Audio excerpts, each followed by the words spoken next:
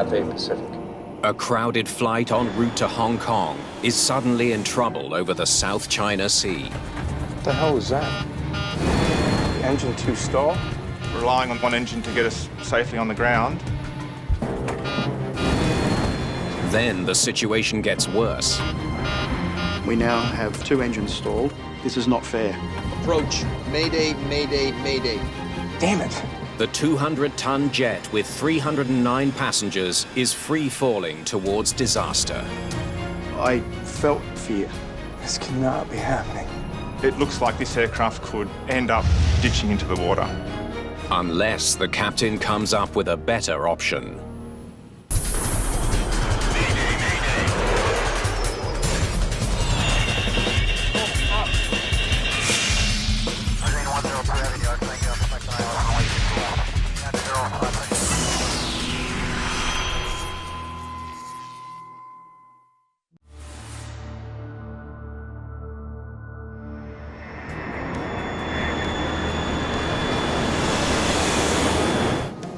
Seatbelt, please. Thank you. Cathay Pacific Flight 780 is cruising at 38,000 feet over the South China Sea. This is your captain speaking. We'll be starting our descent into Hong Kong shortly. Local weather is 29 degrees with scattered clouds, so it should be a lovely spring day. Thank you again for flying Cathay Pacific. Captain Malcolm Waters and his crew are nearing the end of a 4.5-hour flight from Indonesia to Hong Kong. Touchdown is in 30 minutes. It's a crisp morning, clear skies, light wind. It was a nice day to go flying. It's only the second time Captain Waters and his first officer, David Hayhoe, have flown together. So, how long have you lived in Hong Kong? 12 years. Moved there when I was 23. Waters is one of Cathay Pacific's youngest captains. Hayhoe is an ex-fighter pilot with the Royal Australian Air Force. So what's it like flying F-18s? Oh, there's nothing to it. The in-flight service is terrible. Flight 780 originated in Surabaya, Indonesia. It's covering more than 2,000 miles to reach Hong Kong.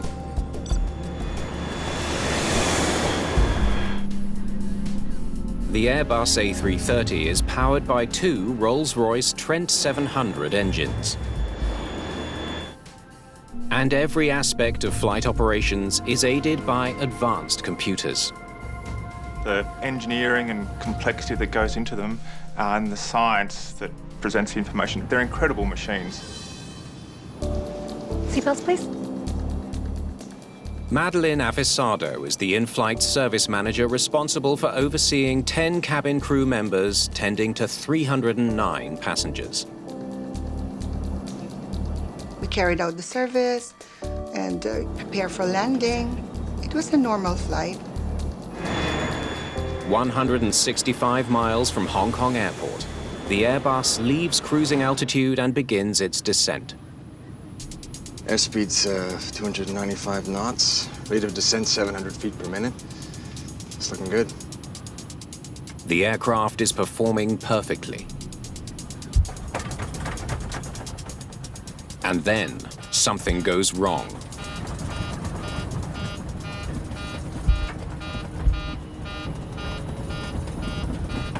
What the hell was that? Strange. I describe it as a low thumping noise and airframe vibration. So, you know, David and myself kind of looked at each other like that's unusual. The flight computer is alerting the pilots to a problem. Okay, let's see what we got. Engine 2 stall. The plane's monitoring system indicates there's an issue with the right engine, engine number 2.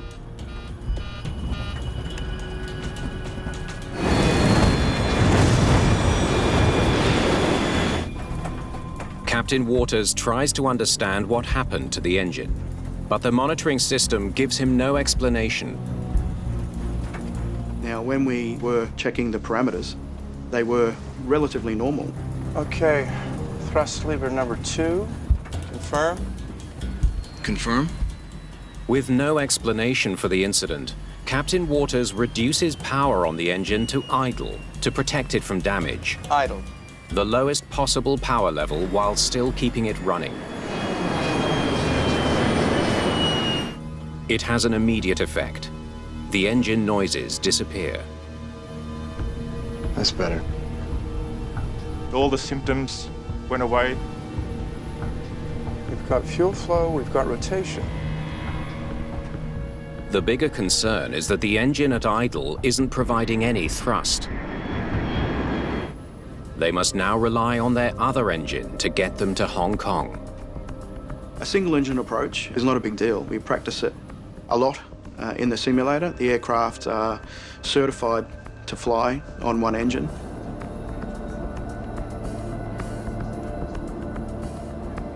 Hong Kong, Cathay 780. Pan, pan, pan, pan, pan, pan. The crew alerts air traffic control of their situation. Pan, pan, pan, pan, pan. Sir, we have a pan-pan call. We declared a pan, which is sort of the first level of urgency. We're operating engine 2 at idle thrust at the moment, but operation's normal apart from that. Cathay 780. Roger your pan. If we could just get priority. Thanks. You declare a pan in order to let air traffic control know that we need a bit of help to get us on the ground quickly, and it gives them the authority to push people out of our way and help us achieve that goal. Cathay 780, understood. The controller grants the request. We have a pan-pan call from an incoming flight. Please put emergency services on standby.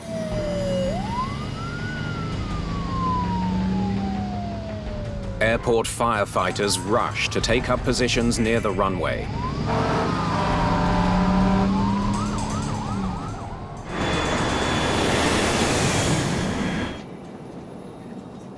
Flight 780 is 115 miles from Hong Kong Airport.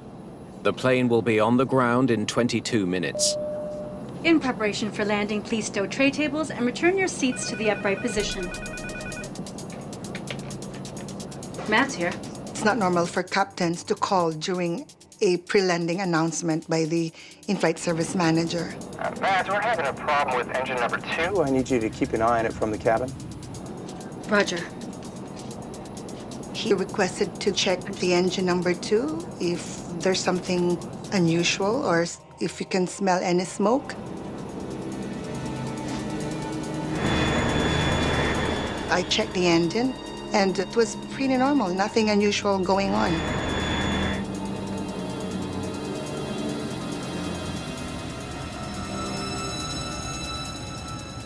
The pilots prepare to land the Airbus with only one engine. I'll take the landing. Understood. You have control. Captain Waters will fly the plane from this point on. I have control. In an emergency situation, the most senior crew member assumes the flying role. Now I have to actually do what I've been trained to do. So it's not a normal day anymore, and you have to be on your game. Everything is set for landing.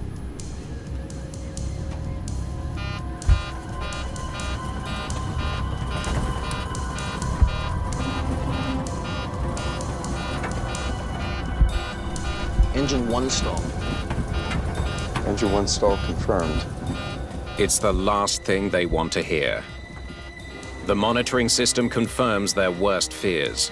They have just lost their other engine, the one they were relying on to get the plane to Hong Kong. We now have 2 engines stalled. This is not fair.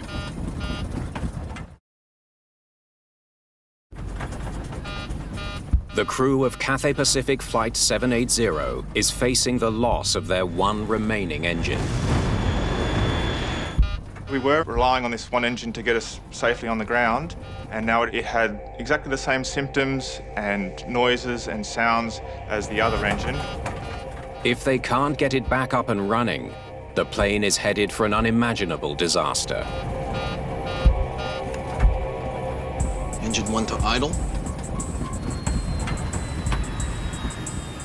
The monitoring system tells the crew to put the malfunctioning engine number 1 into idle.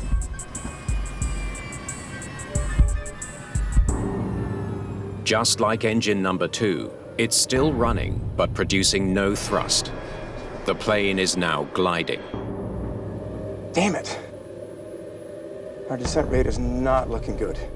Without thrust, they can't make it to Hong Kong or any other airport. Still 60 miles out. Too far. We were still about 60 miles out to sea at that time. With the aircraft descending at, 1,300 feet per minute, we've only got 5-6 minutes before we're at sea level. I felt fear. And you have all those human responses to fear. The hair standing up on the back of your neck, the tightening of your stomach, the dryness in your mouth. It was a sense of disbelief that we might end up in the water. This can't be happening.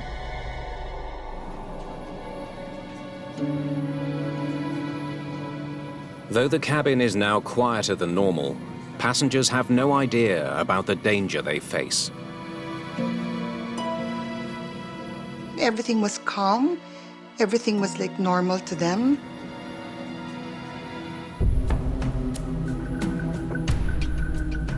There's an initial moment of that shock and how are we going to start overcoming this problem? Without the power to make it to Hong Kong, the pilots now face an emergency landing or ditching in the South China Sea. What do you think? I'll start the ditching checklist. Good idea. I suggested carrying out a checklist procedure to prepare the aircraft for the correct configuration for the ditching itself.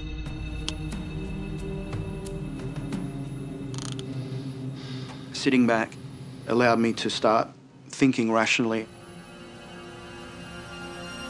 Captain Waters tries the throttles one more time. He increases power on engine 2.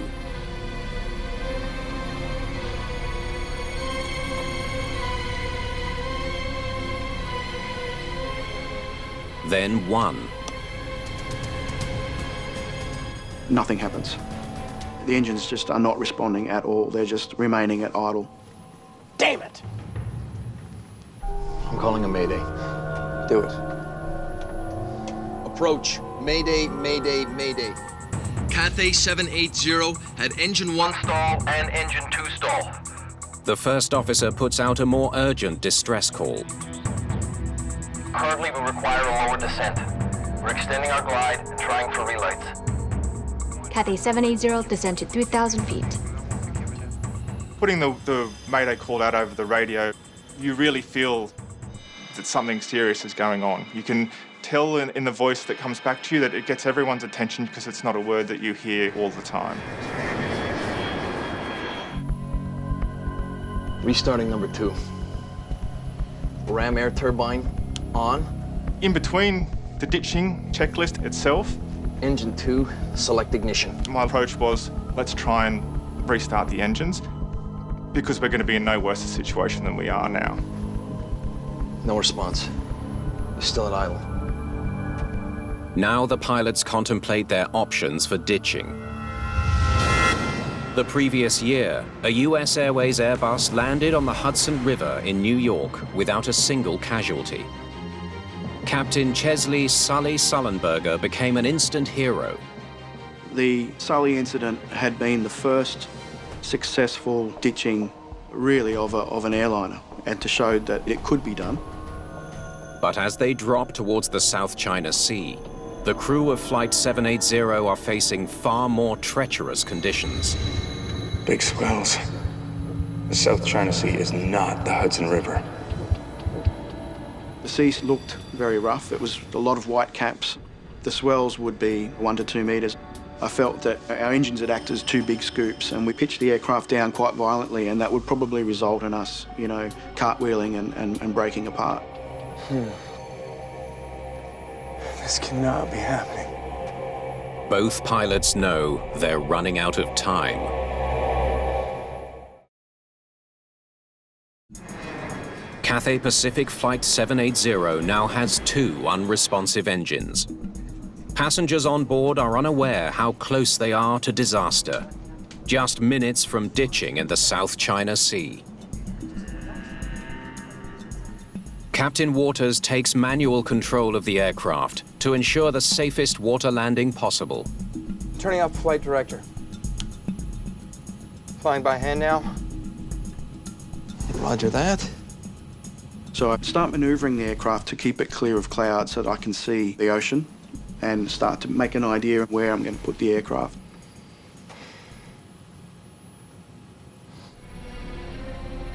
That's when Captain Waters gets an idea. Okay. Try slow movements. Go slowly. Just ease in fuel. Easy does it.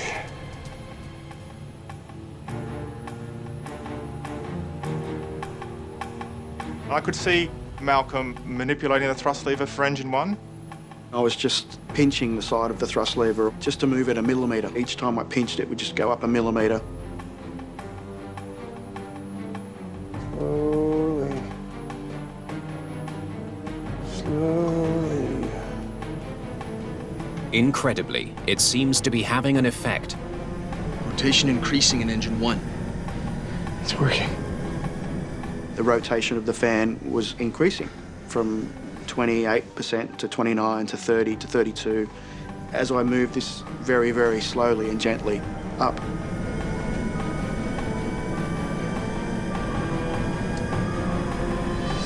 Let's see how far we can get. He wonders if he can get the engine to full power. I eased the thrust lever up a little bit more.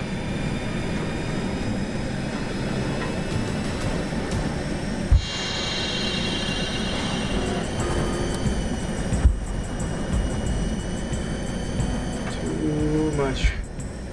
We had surges and popping and wumping noise, and I immediately set the thrust lever back to what thrust we had. Waters figures out that the engine won't go any higher than 74% power. 74%. That'll have to do. We got a thrust setting that resulted in us being able to fly level.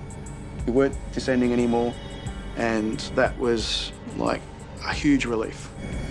You see that? Altitude is holding. Fantastic. Okay, approach preparation. Cockpit prepared. Loose items secured. One engine is all they need to attempt a landing at Hong Kong Airport. Visual 07 left. I knew we were going to make Hong Kong. And it's very clear we have enough energy now that we're going to be able to get to land. Track 073. Checked. We can do our landing so infinitely better than ditching. But Captain Waters still needs to safely land a plane with engines he can't rely on. He's not sure how much longer Engine 1 will keep providing thrust. We did have an engine that was now functioning, but I didn't trust it. At any point, I believed that we possibly could just roll back to idle thrust again. The safest plan is to get the plane 5,500 feet above ground and then reduce power on the engine to start losing speed and altitude for landing. They could be on the ground in less than 5 minutes. We wanted to stay as nice and as high as we could in a position that we could manage a glide. Let's do this. Engine 1 has brought the plane as far as it needs to.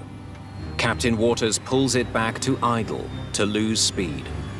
I closed the thrust lever and I began my approach essentially for the arrival. 230 knots. We're at 3 miles. Checked. If all goes well, they should be on the runway in less than 4 minutes. But they'll only have one chance to get the plane on the ground. If something goes wrong, they don't have enough thrust for a successful go-around. Ladies and gentlemen, this is the captain speaking. As you may be aware, we have a small problem with our engines. Remain seated with your seatbelts fastened and follow the directions from your cabin crew. Cabin crew to landing stations.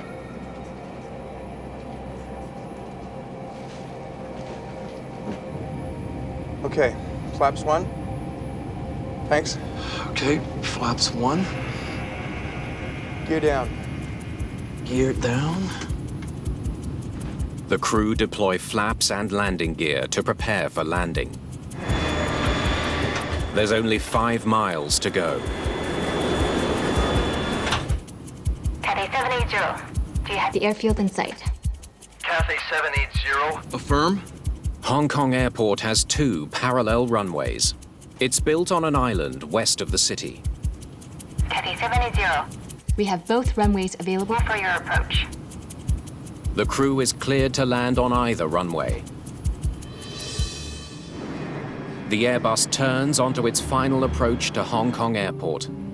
Captain Waters is confident he can get the plane on the ground safely. Auto brake. Low. Final items. Okay. They're a minute from touchdown.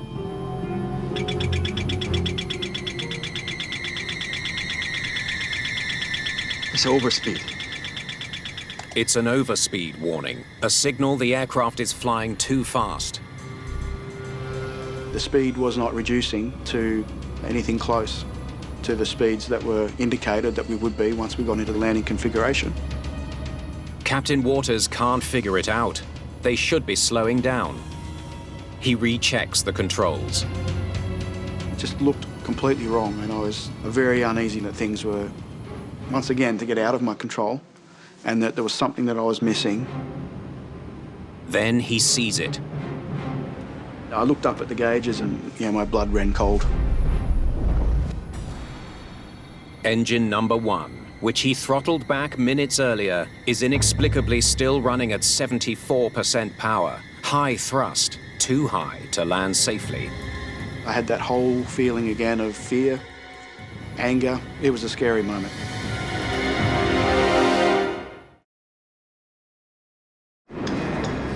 After dealing with double engine trouble, the crew of Flight 780 is now facing a new crisis 1 mile from the runway. Speed checked. 240. 800 feet. The engine they put in idle for a safe, smooth landing is still running at high speed. The outcome could be catastrophic. 500. I could not believe that we'd gone from a situation where we were looking at ditching, and now I had an engine stuck at high thrust. With no option for a go-around, they're going to have to risk landing the plane at high speed and hope they can stop it before overshooting the runway and ending up in the water. Got 12,500 feet of runway, Mal. Checked. We couldn't determine how much landing distance was required. We were off the chart, for the speed and for the weight that we had. 400 feet.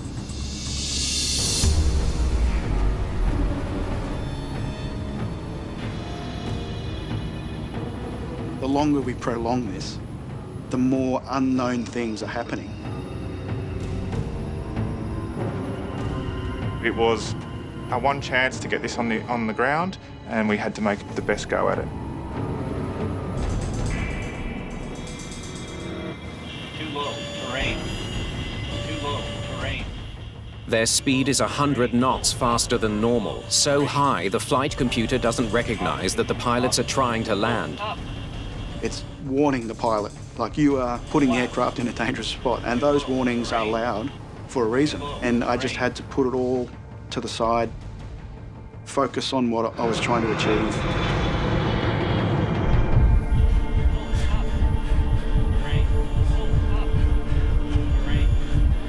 Disregard that. Captain Waters pushes the nose down, forcing the Airbus onto the runway. Terrain. Full up.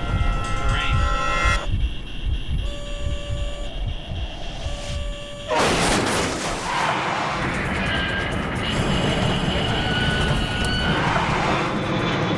The aircraft did not want to land, and I remember thinking, wow, this is it, because it was very violent.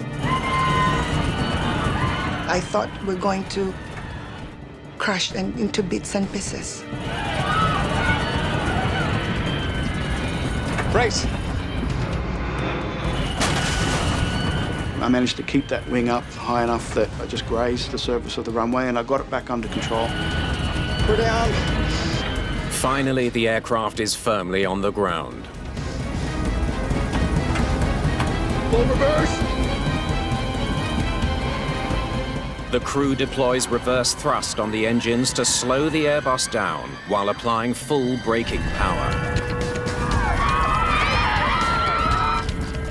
Immediately, I just step on the brakes, hold them, toe brakes to the floor. No number 2 reverse. No decel. But with only one partially functioning engine, they only have one thrust reverser. They could still overshoot the runway. I still didn't think we would stop by the end. The Airbus is getting close to the end of the runway. I could judge the deceleration rate was such that, I started to get a glimmer of like, man, I think we really, we could do this.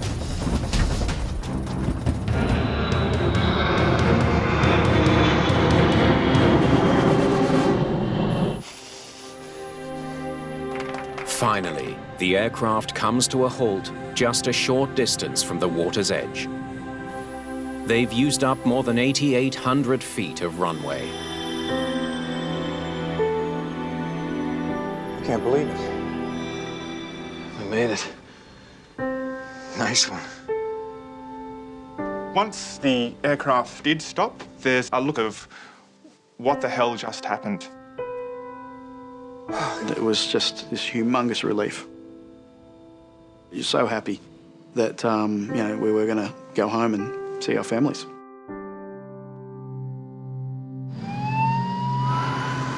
Against all odds, Flight 780 has landed safely, but it isn't out of danger yet. Check the wheel temps. We may have to order an evacuation. Get the checklist. The crew worries that the extreme braking may have caused their wheels to overheat. Both approaching 1,000 degrees. Their hunch is correct. Oh my goodness, we've got to be on fire. We need to get everybody off the plane. This is the captain. Evacuate! Evacuate! Evacuate! Come this way and leave everything behind.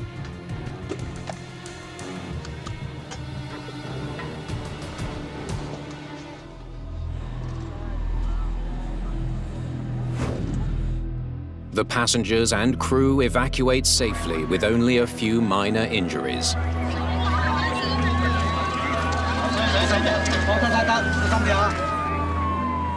Once I was standing on the ground, I turned around and looked at the aeroplane, and it was like a scene from a Hollywood movie.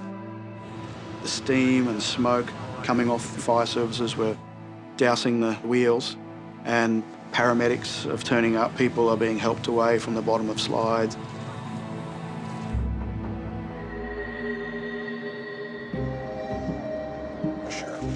Within hours, Hong Kong's Civil Aviation Department launches an investigation. Anne Evans is a flight test engineer who works for the British Air Accidents Investigation Branch. She's been invited to take part in the investigation, in part because the Airbus's Trent 700 engines were made by British company Rolls-Royce. This Trent 700 is a very common engine fitted to a lot of aeroplanes all over the world. So if there's an engineering problem with a particular design, then we want to find that quickly. Here's what we know. The engines on Flight 780 failed to respond to throttle commands. Investigators meet to discuss the few clues they have. It's odd that both engines stalled. They're struck by the fact that the same malfunction affected both engines, one after the other. It's very rare to have two systems fail at the same time, given the level of redundancy and reliability that's built into the engines. It suggests the cause may not be the engines themselves. Critical systems like that don't fail simultaneously. Could something far more mysterious lie at the heart of the problem?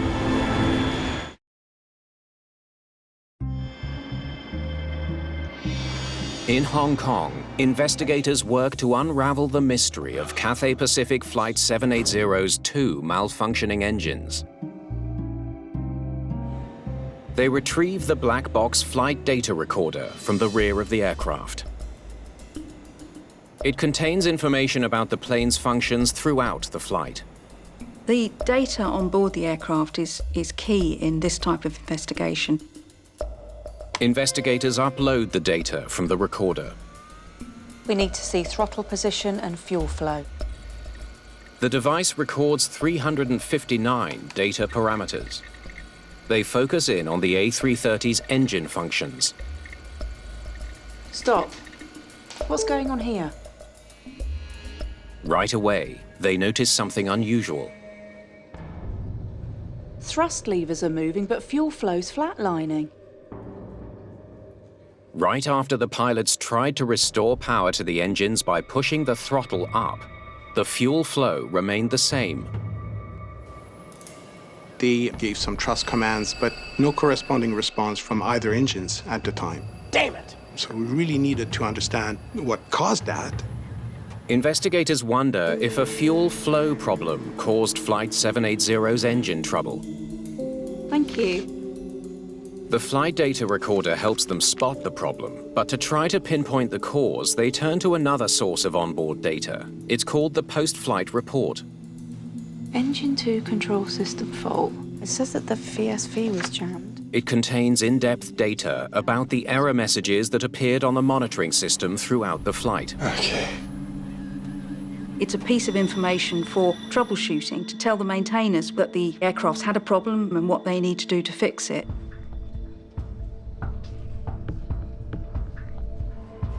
Something was retarding the valve. Anne Evans discovers that early in the flight, the computers detected a problem in a key part of the fuel system called the main metering valve. So the warnings that were coming up were warnings to do with the main metering valve supplying fuel to the engine. The main metering valve is made up of a piston that slides within a cylinder.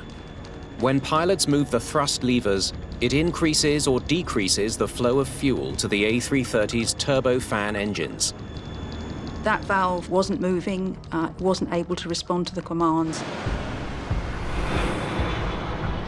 To better understand why the metering valve malfunctioned, investigators send it to Rolls-Royce for analysis. We have the best expertise about to strip those components here in the UK, and we'd cut the outer sleeve of the metering valve in half to see what was inside the metering valve. After cutting open the valve to study it, That's not normal, is it? they find something they've never seen before. A strange white substance coating the walls of the valve. What we saw seemed like very, very fine powder, even finer than caster sugar, very, very small particles. Technicians examined the white powder under an electron microscope.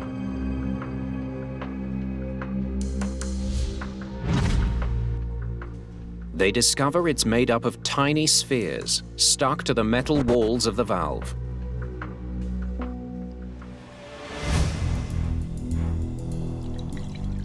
Investigators dig deeper to see if the powder can be found in other parts of the fuel system.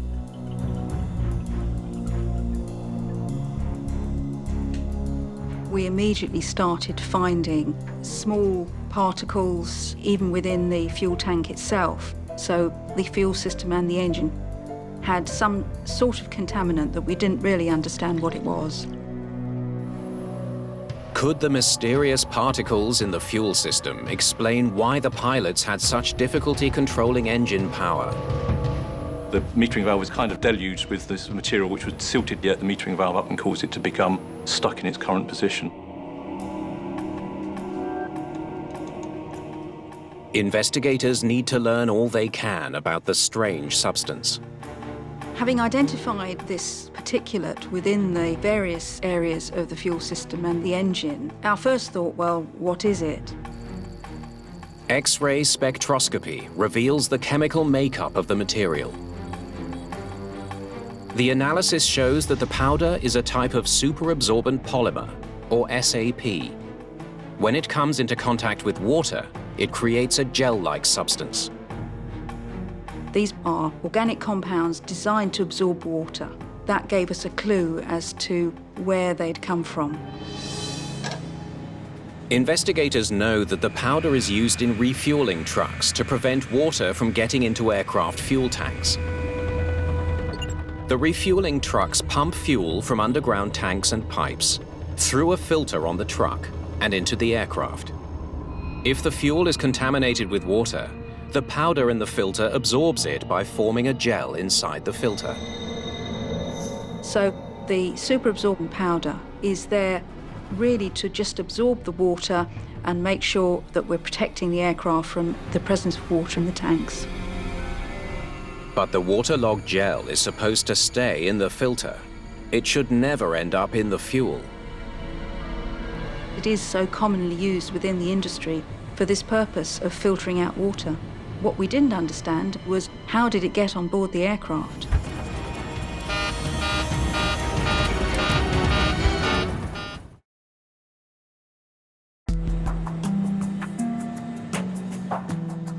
Investigators suspect that filters in a fuel truck at Surabaya Airport may have been involved in the dual-engine failure of Flight 780. To find out, they recover the filters and take them to a lab for testing. This one looks somehow collapsed. They discover that one of the filters on the truck used to refuel Flight 780 is damaged. The condition of the filters was very unusual. We were all very surprised to see the crushed filter because that don't normally happens, and it was probably an indication of something abnormal having occurred during the refueling of the aircraft. Investigators wonder, did the damaged filter somehow release powder into the fuel? They separate the layers of filter material. We undertook a very laborious process of dissecting the filters, all the different layers designed to not only take away water, but also catch any particulate as well. They then examine a sample under a microscope. They make a puzzling find. Within the filter fibers, the powder made up of spheres contains an unusual feature. It looks like sodium crystals. The spheres are encrusted with salt. When we found out that there was salt involved, that was really mysterious to us because salt is not normally found in the fuel. Had salt water got into the fuel system? This one's straight from the manufacturer. Finding answers requires more tests, this time with a brand new filter. What we wanted to do was test these filter monitors to see could we produce these spheres and what conditions did you need to have for these spheres to be created. They expose the filters to salt water under pressure, the same pressure used inside the fuel truck. We tried to mimic those conditions, the fueling process that would have occurred in the dispenser. They soon have an answer. Well, would you look at that? It's a major discovery. When fuel and salt water pass through the filter, it collapses, just like the one from the airport fuel truck in Surabaya. We were able, on the fuel rig, to be able to collapse a filter. So we knew we'd got pretty close to reproducing the conditions that we'd seen on that day. Even more significantly, they find the test filter releases spheres identical to those found in Flight 780's fuel system. What was important was that we demonstrated we could generate spheres. Investigators now believe salt water was responsible for the collapse of fuel filters, leading to powder contamination in the fuel system of Flight 780. But one critical question remains. So, how did salt water get into the fuel system? Investigators learned that prior to departure at Surabaya Airport, Flight 780 was loaded with 54,000 pounds of fuel. It was very difficult for the investigation team to determine exactly how salt water could have got into the fuel system. When they dig through the records of Surabaya Airport's fuel hydrant system, they can see that the system is located very near the sea.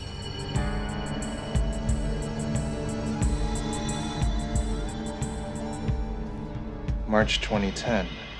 This was taken just days before the incident. I think we may have our answer. They discover that the underground hydrant system that stores and supplies fuel to the pump truck was recently upgraded. During construction, the fuel pipes had been opened up and possibly exposed to groundwater. There had been construction work on the hydrants, and the investigation team highly suspected that would have been an opportunity for salt water to come into the hydrant system. If then the pipes are not flushed sufficiently, then that salt water could still be present when you start refueling aircraft. Investigators now believe they know what happened to Cathay Pacific Flight 780. The underground fuel supply, contaminated with salt water, broke down a filter, releasing a powder into the fuel. The powder jammed the metering valves, preventing enough fuel from reaching the engines.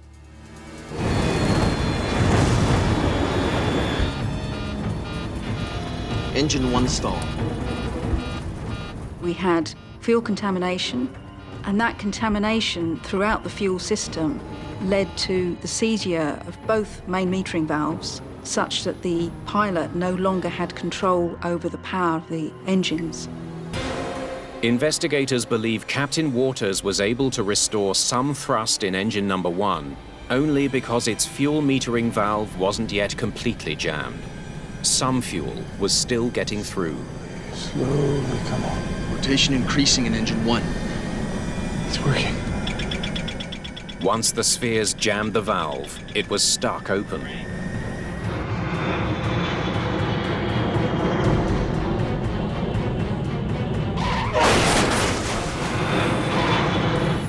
Brace!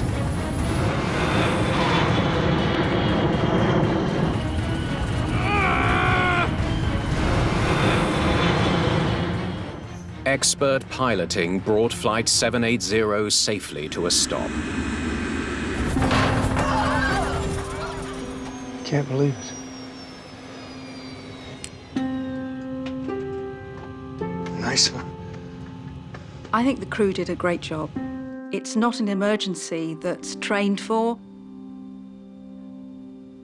We can be very thankful to the crew. They behaved in a very professional manner, and they have our admiration. Since the accident, there have been efforts to improve the regulation of aviation fuel handling and storage.